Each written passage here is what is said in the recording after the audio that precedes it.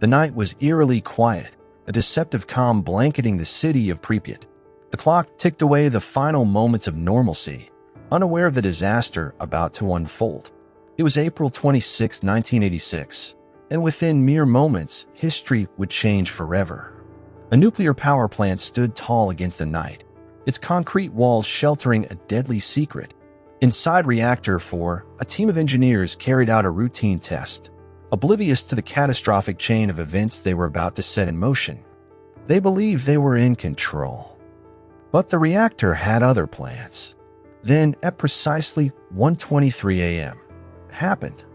A violent explosion shattered the silence, splitting the reactor open like a wounded beast.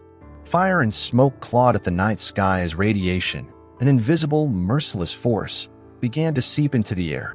It was not just an accident. It was the birth of a catastrophe. Act 1. The night of the explosion. The first to respond were the brave firefighters, men who rushed into the inferno with no idea of the invisible enemy they faced. To them, it was just a fire, a terrible one, but still something they could fight. They carried no protective gear, no knowledge of what the air around them carried.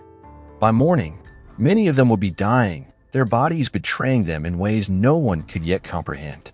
Meanwhile, in the halls of Soviet power, the whispers of denial began. There was no explosion, no real danger. At least that's what the officials wanted the world to believe. But the truth could not be contained, just as the radiation could not be stopped by mere words. Among those who saw the reality of the disaster was Valery Legasov, a scientist burdened with the weight of knowledge. The moment he heard the word Chernobyl, he knew what it meant. The laws of physics did not bend to human will. The reactor had exploded, and there would be no undoing it. Act 2.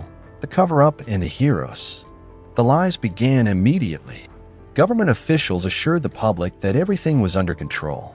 The people of Pripyat carried on with their day, children playing under the cloud of invisible death drifting through the air. But Legasov knew better. He understood what radiation could do. He saw what the world could not yet comprehend. The slow, merciless death creeping over everything it touched.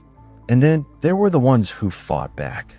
Legasov, alongside Boris Sherbina and Ilana Khomiuk, refused to let the truth be buried. They knew the cost of silence, and they chose to speak.